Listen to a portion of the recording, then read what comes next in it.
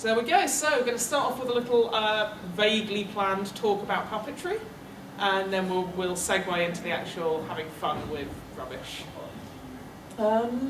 Yeah, so puppetry.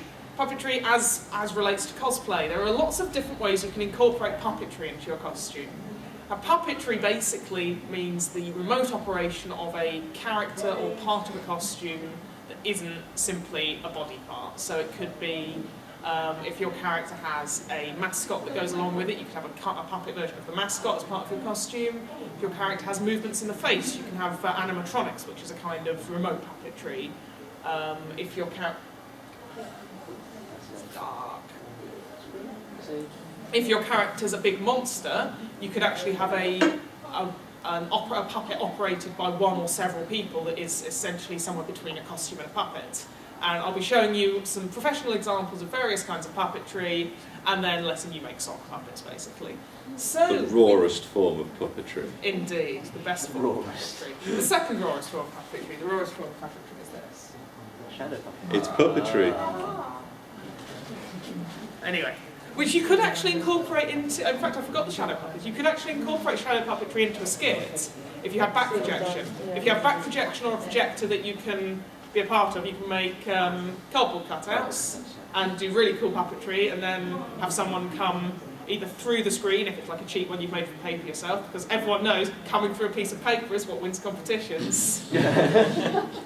It's true. Walk through a bit of paper, all the judges are like, oh my god, there was paper and then there was a man, what happened? It must be a wizard. But yeah, if you had back projection on stage, you could do all sorts of really cool stuff behind the projector. You could do, you know, because it's puppetry, you could pretend to transform into a werewolf and then walk through the screen. That would look really cool, actually. You should do that with Alchemy. Yeah, so we'll start off with some more traditional kinds of puppetry, and then we'll move on to the sort of more modern stuff. So let's start off with Japanese bunraku. Has anyone heard of bunraku? Yeah, it's basically a puppet theatre where the puppets are about 3 or 4 foot tall. They're big puppets. They're operated by several people who don't black themselves out. You're expected simply to ignore them. This is a fairly long video. We'll just watch the first couple of minutes. There's a little blurb at the beginning, eventually. Yeah. Little blurb at the beginning. I'll read it out to you. The famed bunraku puppets of Japan are nearly life-size and much more sophisticated than their European relatives. They have no strings, but they can move their arms and legs and roll their eyes, even make a fist. The puppets usually appear on a normal theatre stage operated by black-cloaked operators, while visible throughout the performance, adding to its appeal. A storyteller called a jurai narrates the story, describing what's happening in a sing-song emotional way, leaving the audience either in helpless laughter or in tears. And I can't read fast enough. Anyway, there's a sandwich shed involved. It's quite a low quality video, unfortunately. But as you can see, they're really large puppets. And very exaggerated kind of movement. Apparently to be, when you do your bunraku apprenticeship, you start on the feet, and after 5 years or so, you're allowed to do the hands. I think you have to have been working in the theatre for about 10 years before you're allowed to actually be the guy who does the head. Because there's 3 people on each puppet, and you do have to work together very, as you can see, and the guy who does the head, who's actually the character himself, he does the head in one arm, he's the only guy whose face is allowed to be seen. He's a sort of grandmaster. We've got no sound, have we? No. It's just coming through the laptop. Yeah. You don't really need it. I think I might have. You don't really need sound on any of these, it's not so important. You want to find the cable. Aha. This might be loud. Technology.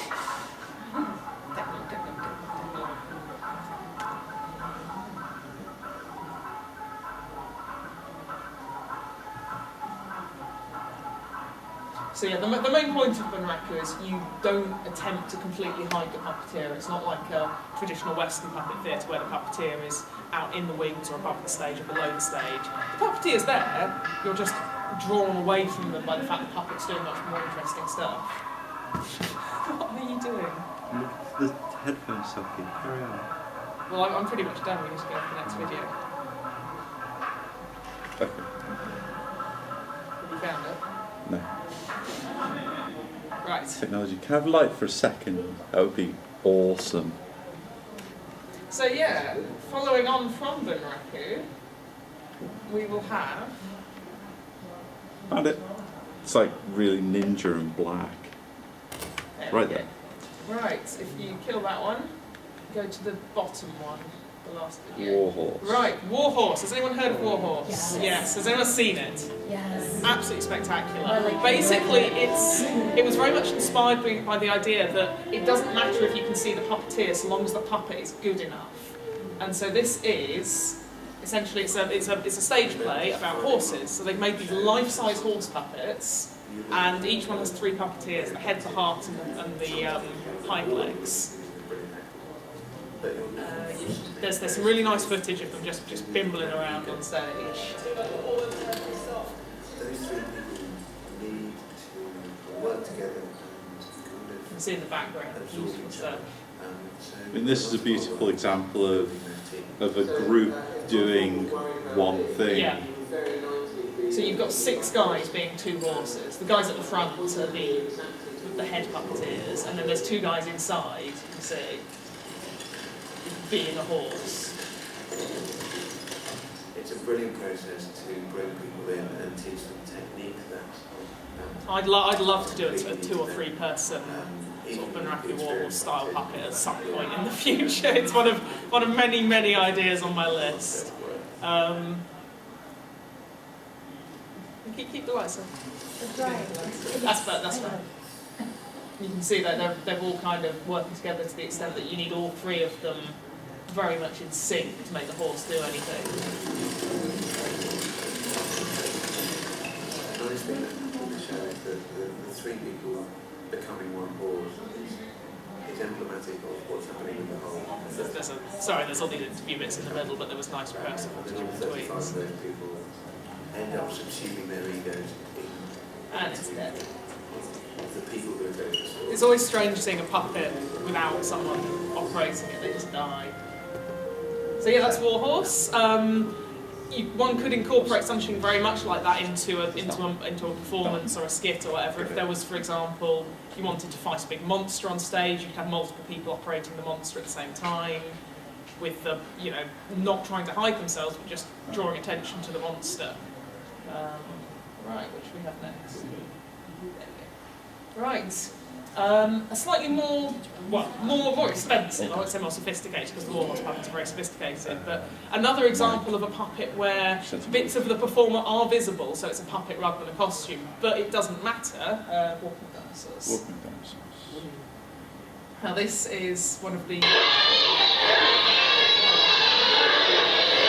this is obviously publicity where they send people out to libraries and schools and stuff to publicise the stage show.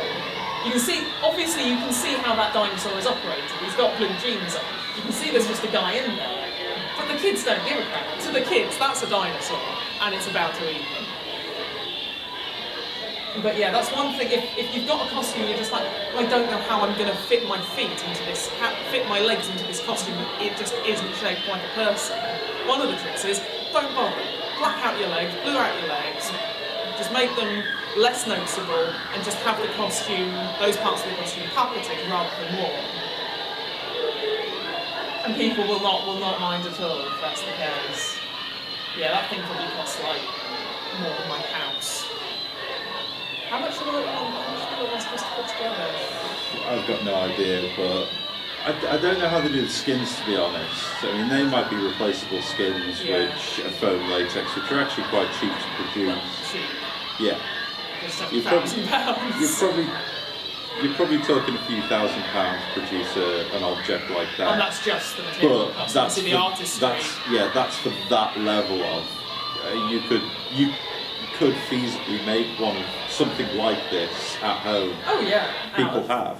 Yeah, you could make something very much that shape out of just old foam and sofa covers or whatever that you salvage. People do, and they look really good. Right, what should we do next? Right, we'll do a couple more costumey type puppets, and then we'll move on to the more animatronic style ones. So if we do the dragon dance next near the top. Alright, dragon dance. Oh, sorry, that's dragon. That's light. Now, I actually saw at KitaCon someone had a Gyarados done like this, I think. Whoa. Yeah, and this is, again, if you've got the puppeteers there, they're very obviously there, there's no problem with that, but you're watching the dragon because he's the one doing the actual dancing, he's the one doing the loops and stuff, so it's low quality. Now, I've seen several different groups in cosplay this. I've seen a Kohaku done similar to this in America. There was a Gyarados at KitaCon done in this sort of style. Actually, in fact, I think this one is the worn dragon rather than the dragon on sticks, but they're all much more motionless, they're all related. Okay, we'll go for the lions now.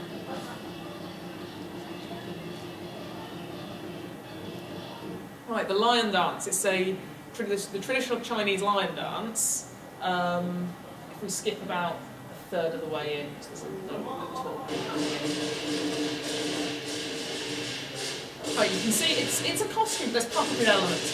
There's two guys in there. You can see he's obviously moving the head forward very, very much, using it as a puppet. There's movement in the eyes and mouth. It's again one of these sort of somewhere between a costume and a puppet. Also, they're amazing acrobats. This is absolutely crazy.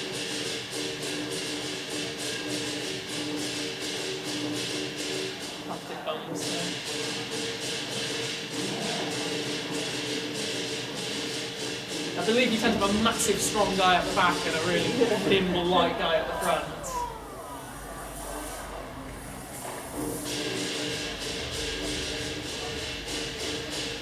Yeah, I think this is very much a don't try this at home in many ways.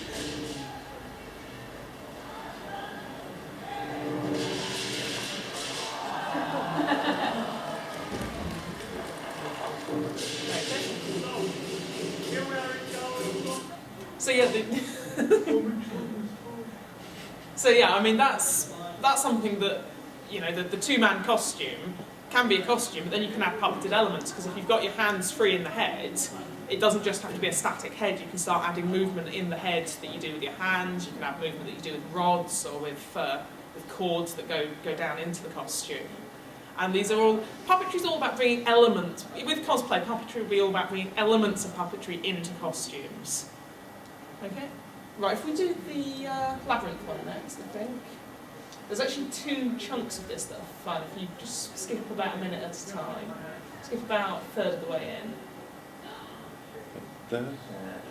Skip again. Again. That's always fun. Again. A bit more. More. Yep. Okay, about 30 seconds from here.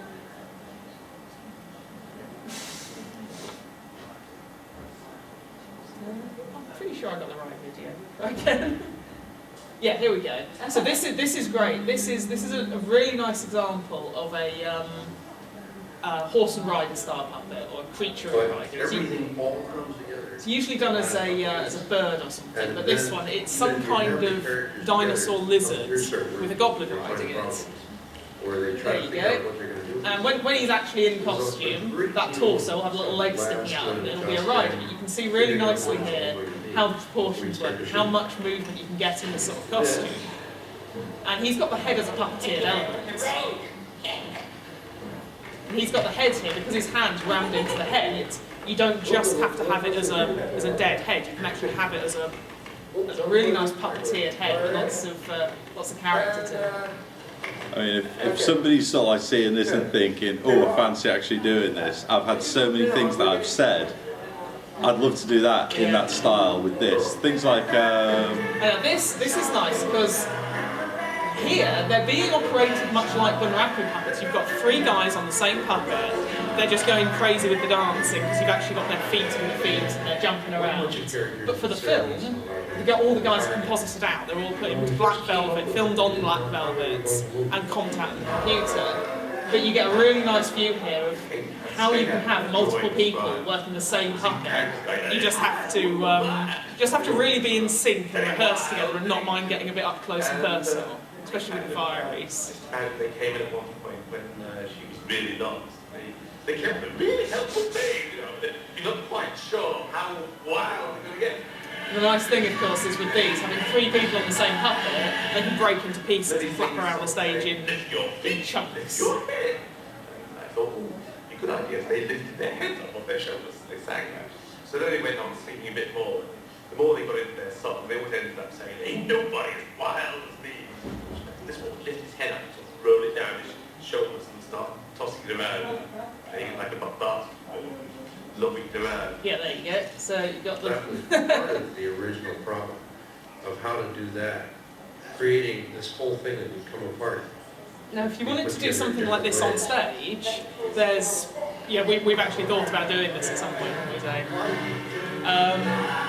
Our idea was you black everyone out in Zentai suits, but rather than just having the stage fully lit, you light it with ultraviolet light. Series of puppeteers working. Has anyone seen UV puppets? In fact, I forgot to get a UV puppets video as well. I'm not doing very well today. But basically with UV, if you have fluorescent day glow stuff, it will glow under UV, but everything else will be much harder to see because the UV lights are very faint. The day glow stuff glows actively. And sorry, A lot of the decision was how were they supposed to go? yeah, the UV will make the fluorescent stuff glow really, really bright. Everything else will be much more muted. So if you had a nice big fat UV cannon pointing at the stage, you could actually do this sort of thing on stage and not worry so much about the puppeteers being visible. And then there you go, Black Velvet. Once they put those hoods on, they pretty much vanish. Oh yeah, we'll redistribute. Obviously, to shoot the fire gang, we have to hide the puppeteers. So we had them all wearing black velvet. Now, velvet is probably the black. Yeah, there you go. Any questions about that sort of thing? Any comments, suggestions, input? Anyone? No? Nobody wants to talk to me. But yeah, that, you know, look to films for inspiration. Look to how the industry does it. Look to special effects for inspiration, because there's so much cool stuff going on, and has been. Yeah, this is a 20-year-old film now, and then some. I mean, 25. one of the things that you've got to remember, especially with puppets, is the ways that things are done are improving and getting better. Like things like servos get smaller and stronger, therefore you can pack more of them in and do more things. Servos are like but little the little fundamental motors things have already been done. Yeah. There's probably never going to be that many new revolutionary ways to puppeteer something. Yeah. So yeah, we've had the cables, we've had the radio-controlled servos. There's not going to be anything past that. It's just going to get better. We're in an age now where you can basically go, right, okay, I want to do a puppet, I want it to look like that, just go out and watch films that you know have puppets in, and you'll go, there's the puppet that is just like what I want to do something, and then you can just research that. And I mean, especially older films, the beauty with older films is the resource material and makings are far better than the ones today. There's making of books of a lot of them with quite detailed pictures sometimes, and lots of stuff on YouTube, lots of stuff on the DVDs. You know, it's pretty good. Right, what should we do next? We got a couple there. Let's do the animatronic showreel, because this is just batshit. This is crazy stuff. This is it's about 6 minutes long, but it's absolutely amazing. This is absolute state of the art of modern animatronics. This stuff. But a lot of it, you don't get much better than this. A lot of it is stuff that you can buy in a hobby shop. Oh yeah. That's the thing. The thing is, he's putting. Have you started it? No. The thing is, this guy, the actual materials and stuff are very accessible. It's just he's got 30 or 40 servos where you probably have 2. So yeah, this is all puppetry. There's no CG here apart from possible. I don't think there's any enhancement in this. Just some of the backgrounds. Yeah, you can see how much movement there is in there. Yeah, we wouldn't be doing this for cosplay stuff. You can put 2 or 3 servos in for not too much money. Yeah, this is his like completely hire me showreel, so it's quite showy.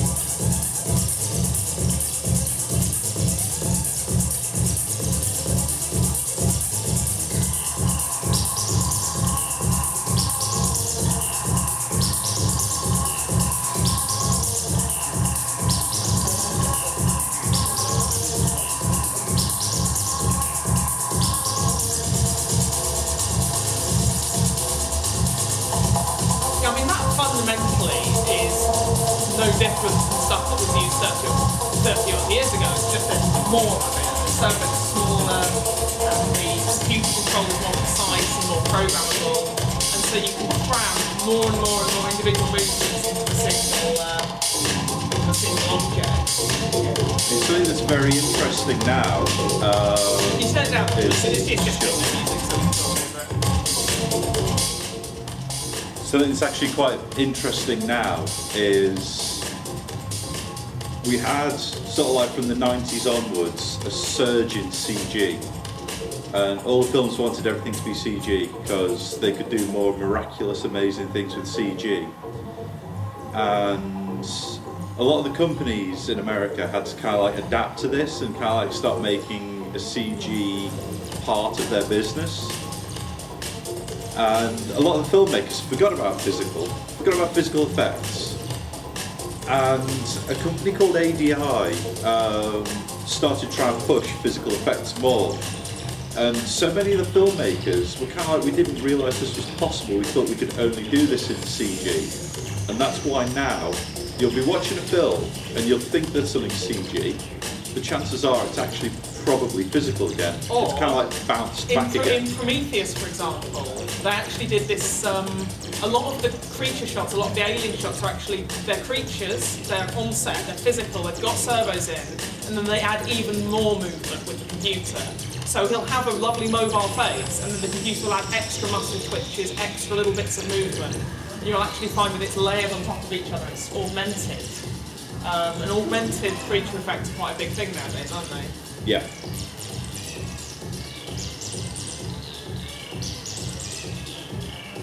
Actually, whilst we've got up the internet, I'll try and log on to something after this. After we've done all the videos.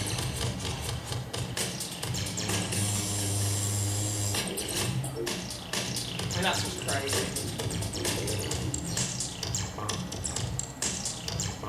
That's probably taxidermy, isn't it? Quite possibly. Probably a dead squirrel skin over the top. Might not be.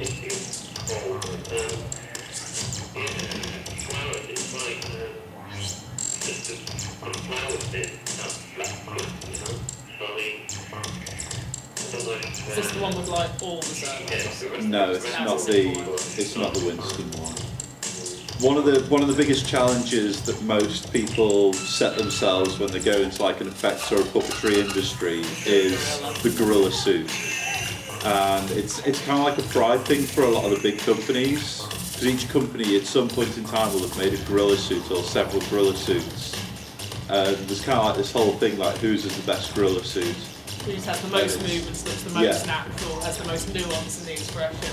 I think currently it's ADI who has the current wow gorilla suit. Yeah, the gorilla that could fool a gorilla. I mean, you saw there with the hands. And you can see there that he's operating that with. Is that got servos in it, or is that actually? No, that was physical. Yeah, that was just on muscle power. That's a trapeze. That's a reverse trapezoid. It's called. Get into the technical stuff. But yeah, I mean, with things like hands, you can. It doesn't have to be sort of like an external puppet. You can puppet giant hands. So like.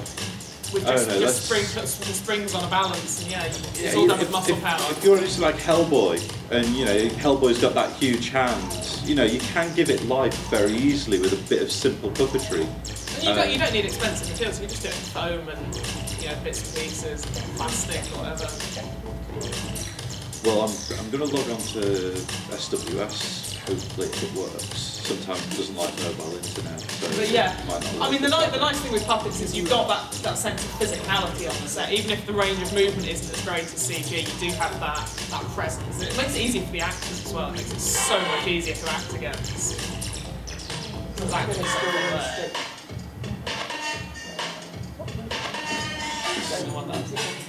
There you go. So yeah, this is his show reel. Hire him to work on your film. He's very expensive, I expect. We have one left, I think. We do. We've got the Henson one, which is very long, but we'll leave out the Henson one for now. People can come and watch. Well, we can put that on while people are actually working on the subtitles. Yeah. You don't have to go super high tech. Rod Emu, please.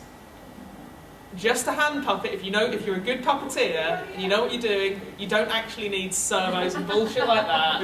And all you need. Something you gotta remember is Rod Hull basically lived with Emu all his life. Emu to him, I mean, this is kind of like going to the next level of puppetry. Emu wasn't a puppet to him; he was his friend. So he played with Emu. So he was essentially he was playing with an imaginary method friend. acting, basically. But Emu was He developed almost this- a living, Yeah. breathing creature. You develop this character, and there's some, you know, actual puppetry tips for doing this sort of thing.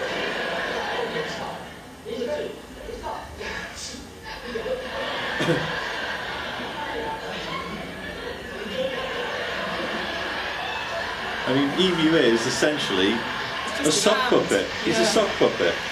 He's So slightly more sophisticated. yeah. But And this is how you get to assault an old man live on set and not get annoyed. Put your hand in a sock first.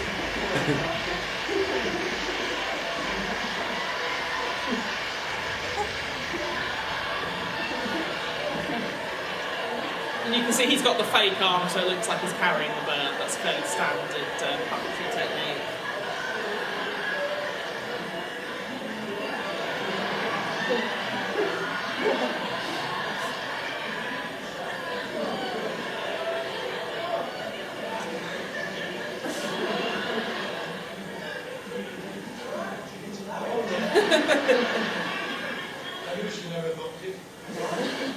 And you can see with the puppet has its own line of sight. The puppet is its own character.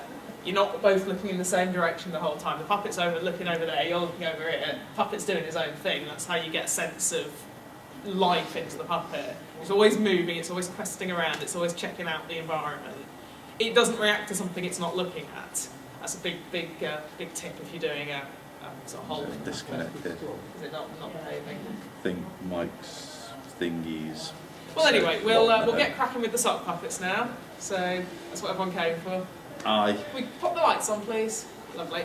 Right. But So yeah, if you want to actually research into how to do sort of like the more complicated puppetry elements, things like servo, there is actually a website called Stan Winston School. Well, it's Stan Winston School, and it is Stan Winston Company doing. So the Stan proper- Winston Company, for anyone who doesn't know, are the people who made all the dinosaurs in Jurassic Park. They made all the aliens for the second Aliens film.